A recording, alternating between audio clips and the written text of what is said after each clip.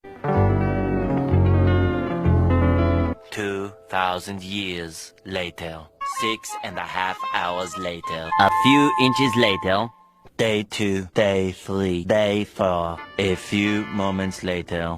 1 eternity later. 3 days later. 12 seconds later. 3:28.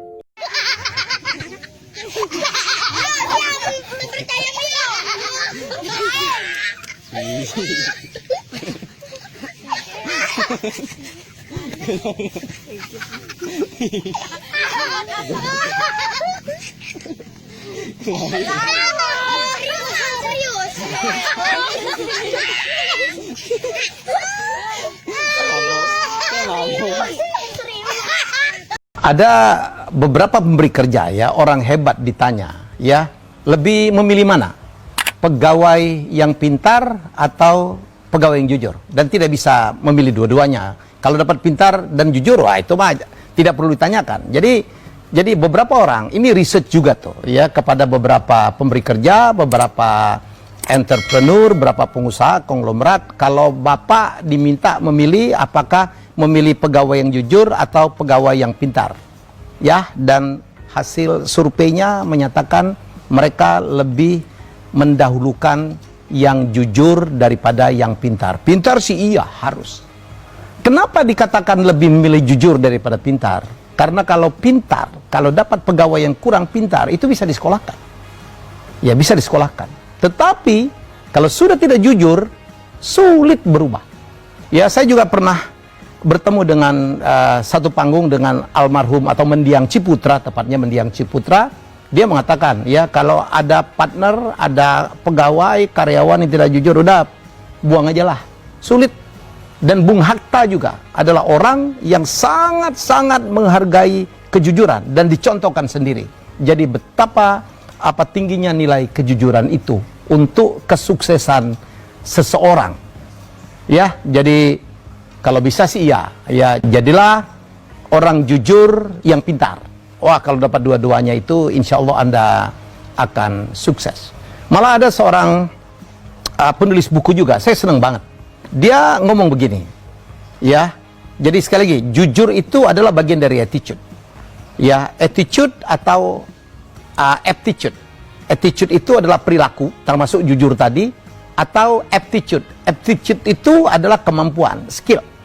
Ya, dia mengatakan begini dalam bahasa Inggris, it's not aptitude, but attitude that will determine your altitude. Keren banget tuh. Ada attitude, ada aptitude, ada altitude. Attitude itu adalah perilaku, karakter. Aptitude itu adalah skill kalian. Dan altitude itu prestasi, pencapaian. Dia katakan sekali lagi, saya ulang gini. It's not aptitude. Bukan keahlian. But attitude. Melainkan attitude. Perilaku, karakter. That will determine your altitude. Yang akan menentukan ketinggian Anda, pencapaian Anda. Jadi betapa pentingnya sebuah attitude. Ya, dalam penterjemahan sehari-hari. Untuk apa? Ya kita punya orang pintar tetapi karakternya yang tidak baik. Misalnya ya, tidak jujur, tidak optimis, ya, selalu menyalahkan orang lain. Ya, bukan seorang pekerja keras, ya, tidak menjadi leadership, ya, tidak memiliki leadership yang baik, ya, tidak mau disalahkan, mau menang sendiri, cepat putus asa, ya, bukan orang yang wah, ya, bersemangat untuk mengejar keberhasilan, ya, itu semuanya adalah attitude. Ya, saya tambahkan lagi, ada juga penyelidikan atau survei, bukan penyelidikan, ada lagi penelitian dari, tepatnya dari Dale Carnegie, yang bicara tentang faktor sukses. Penelitian itu mengatakan bahwa faktor sukses itu 15% ditentukan oleh technical skill. Technical skill itu skill ya, keahlian teknik lah. Jadi kalau Anda dokter, kemampuan Anda mengobati, menganalisa, menulis resep, dan sebagainya. Kalau Anda seorang arsitek, adalah kemampuan Anda membuat desain, ya. dan sebagainya. Kalau Anda seorang ahli hukum, kemampuan Anda untuk mencari pasal-pasal, ya memahami persoalan-persoalan perundang-undangan, itu semuanya adalah technical skill. Tapi sekali lagi, faktor sukses technical skill itu adalah hanya 15%. Sisanya 85% itu dipengaruhi oleh soft skill. Ya, kemampuan-kemampuan yang interpersonal. Termasuk itu salah satunya adalah kemampuan untuk empati. Empati itu bagaimana merasakan penderitaan orang lain, merasakan kegembiraan orang lain, menghargai pencapaian orang lain. Itu semuanya adalah empati yang lagi-lagi merupakan bagian dari karakter. Di soft skill juga adalah kemampuan untuk komunikasi yang juga sangat bermain dengan emosi gitu. Anda tidak akan bisa menjadi leader yang baik atau orang yang sukses kalau Anda ngeselin, kalau Anda tidak menghargai orang. Bukan nggak, kalau Anda tidak menghargai orang, Anda pun akan tidak dihargai orang. Ya, menjadi seorang motivator yang baik, menjadi seorang pendengar yang baik, bahkan semuanya adalah attitude. Ya, tidak menang sendiri. Tidak, orang menang sendiri itu kan nggak mau mendengarkan kata orang lain. Orang yang melihat dari segi, ada orang yang selalu skeptical gitu, selalu skeptis, selalu melihat sesuatu fenomena dari angle-angle yang menurut dia yang menurut kita negatif gitu. Ya, jadilah orang yang justru melihat sesuatu dari bright side.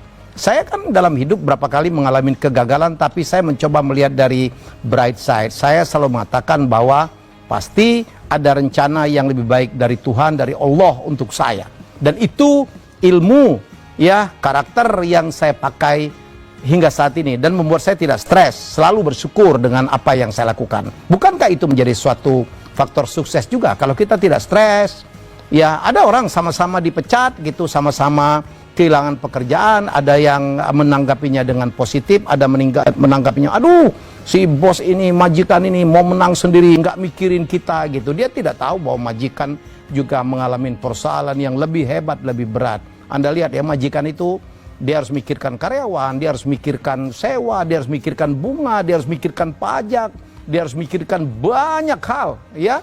Pendapatan, penghasilan menarik, sementara biaya-biaya, ada bagian biaya-biaya yang tidak bisa ditunda. Tetapi ada, ya, begitu dia di PHK, dipecat, kehilangan pekerjaan, justru menjadi batu lompatan, ya, untuk berbuat lebih baik. Saya juga pernah diberhentikan dari satu pekerjaan yang membuat saya berpikir, untung dulu saya diberhentikan. Kalau tidak, mungkin saya tidak bisa mencapai level ini. Kalau tidak, saya akan terus menjadi pegawai. Yang mentok-mentoknya, kalau saya tetap bekerja di perusahaan itu, paling mentok saya menjadi orang nomor 2. Tidak akan pernah menjadi nomor 1. Karena nomor satunya adalah pasti si bos. Ya, yang saya mengatakan, untuk menjadi orang nomor 1 di perusahaan itu hanya 2. Kalau enggak,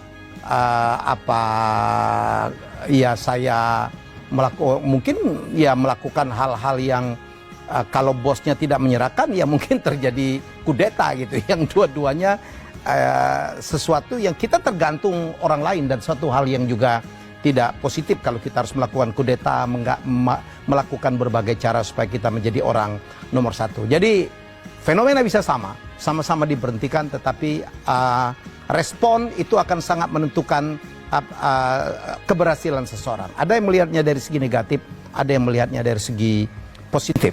Bukankah ada di dalam Liga Inggris ada pemain-pemain yang dibuang oleh sebuah klub yang tiap kali dia melawan mantan klubnya, dia akan bermain lebih luar biasa karena ada semacam dendam gitu ya, yang membuat dia, awas loh ya, Anda menyesal membuang saya. Dan ini disebut dengan revenge.